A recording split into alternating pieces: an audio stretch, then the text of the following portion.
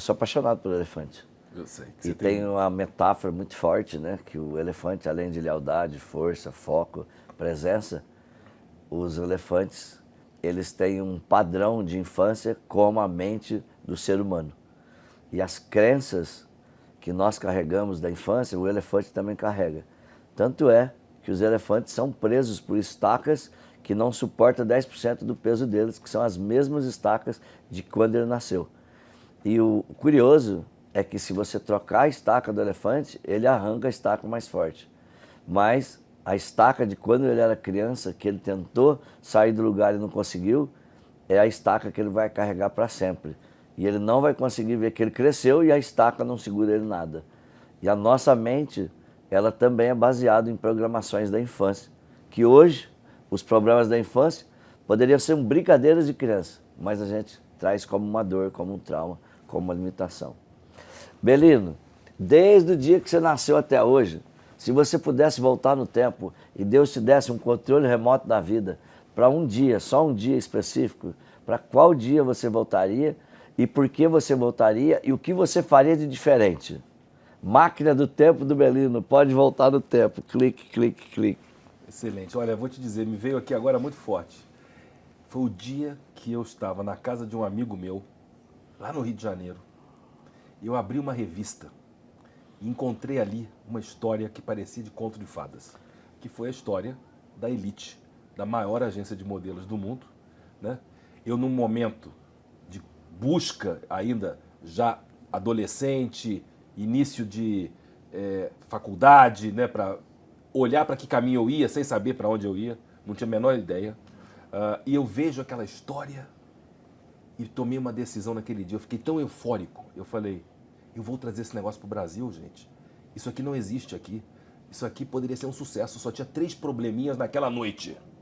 Não falava uma palavra de inglês, não tinha um tostão no bolso e não conhecia ninguém na indústria da moda. Ah, mas era só pouca 3 coisa, detalhes, rapaz. 3 detalhes.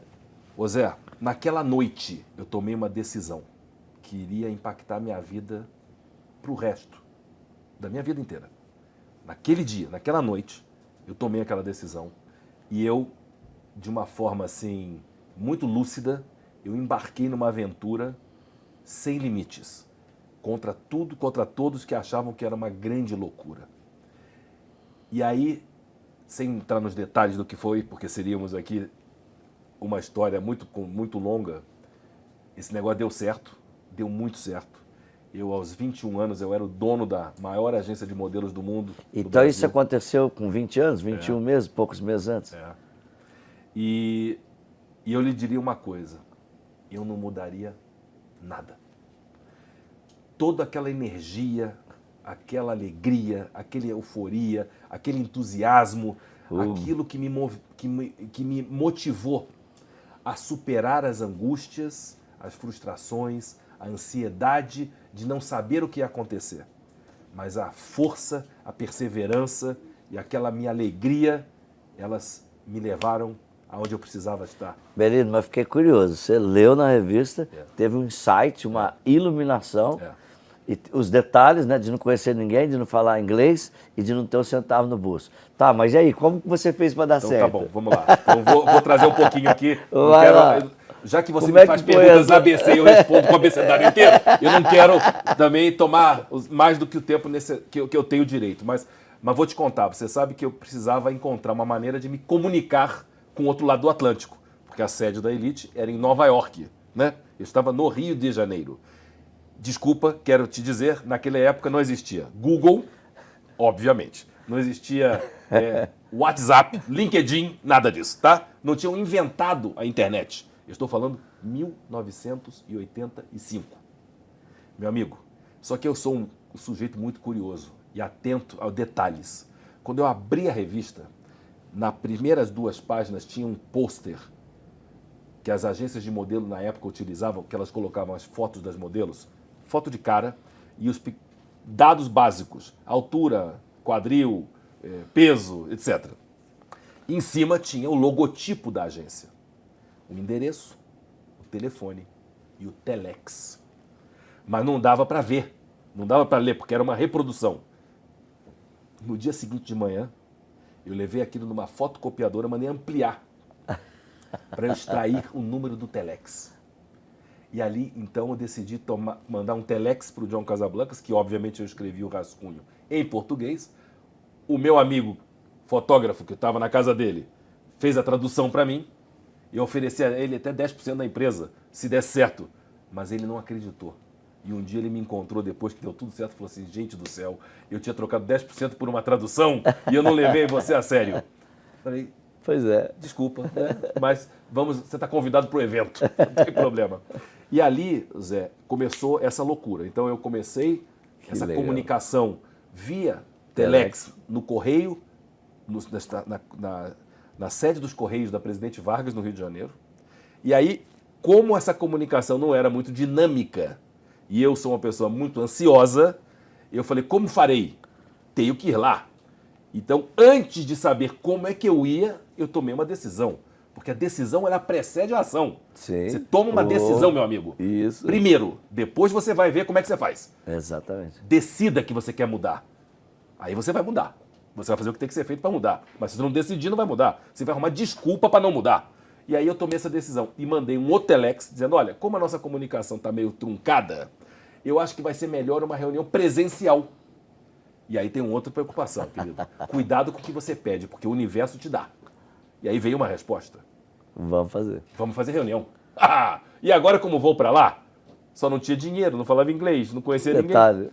E aí, circunstancialmente ou sincronicamente, uma das maiores empresas de remessa de documentos expressos, a DHL, estava chegando no Brasil.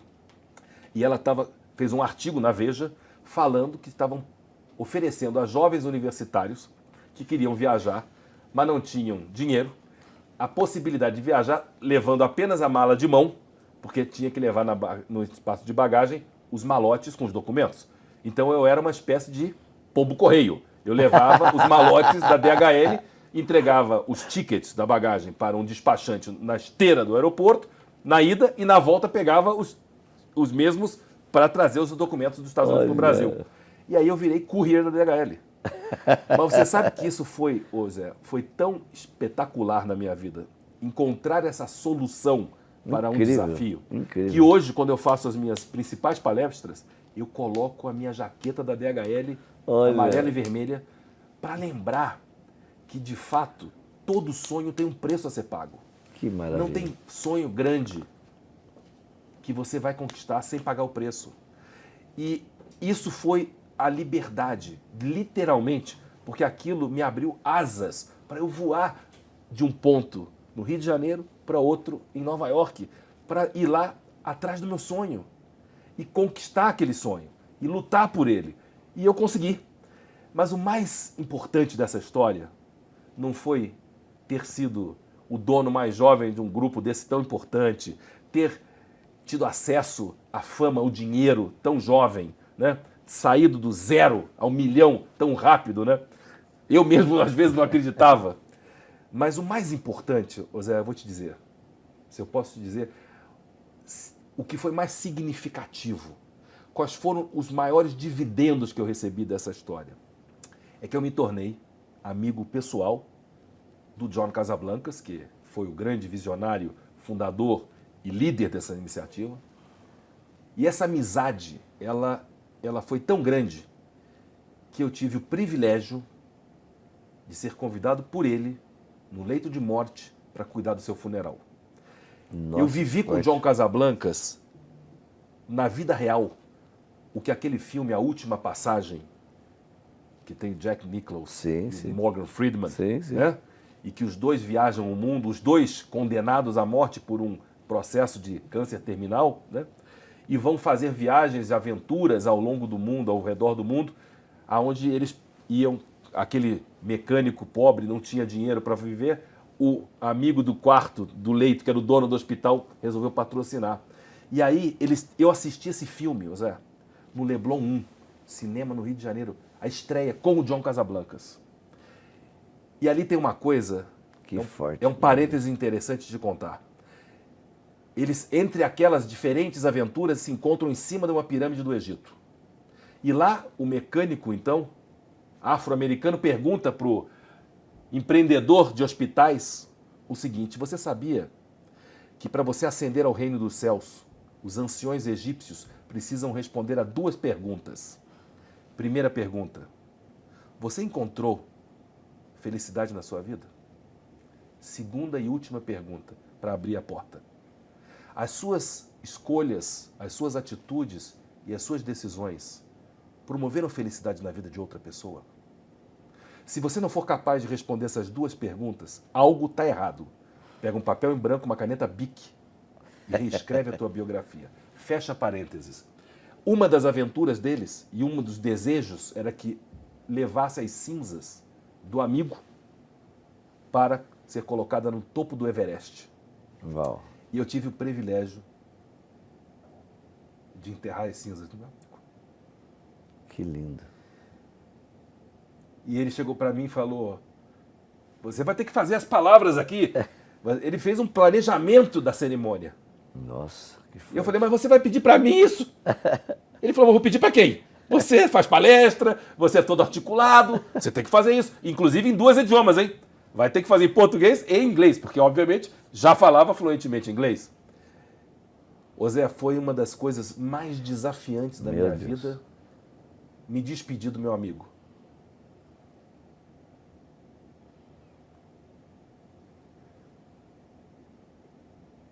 Esses são os dividendos que eu aprendi na minha vida, na minha escola da vida, que o dinheiro nunca vai ser capaz de comprar. Então, ser rico de verdade é ter a capacidade de comprar o que o dinheiro não paga. Isso foi Para todo o resto, a gente já tem dinheiro para comprar. Isso foi há 8 anos atrás. 8 anos. É até recente, né? É. E essa cerimônia toda foi aonde? Nos Na Estados fazenda Unidos? dele. Porque ele morava no Rio. Ah, ele morava no Ele Rio faleceu no Rio, foi cremado, e aí eu voltei de Barcelona, que eu estava adquirindo uma propriedade lá, que foi a sede da Escola da Vida na Espanha. E eu voltei, porque eu tinha essa missão, né, esse legado aí, esse compromisso com ele de cuidar do cerimonial. A família já estava lá e vieram os amigos, e ficou para mim vamos dizer, a função de liderar, de fazer essa reunião dos amigos e fazer as palavras e enterrar debaixo da árvore que ele queria lá as cinzas. Então, mas isso é aquilo que faz a diferença de pessoas ordinárias e pessoas extraordinárias. O que você está fazendo hoje na sua vida? Será que alguém vai te convidar para uma missão tão linda como essa? O que vão escrever no seu obituário no dia que você morrer, querido? Histórias de sucesso? De como ficamos ricos e milionários? Ok, isso vai gerar mais inveja do que admiração. O nosso sucesso, ele gera certamente mais inveja do que admiração. Porque as pessoas, na sua grande maioria, não têm a capacidade de fazer. Tem medo, tem dificuldade. Agora, seres humanos de luz, que entendem realmente o papel e a responsabilidade que nós temos nesse mundo, não é para todo mundo. Que lindo. Uau, essa é uma história impactante.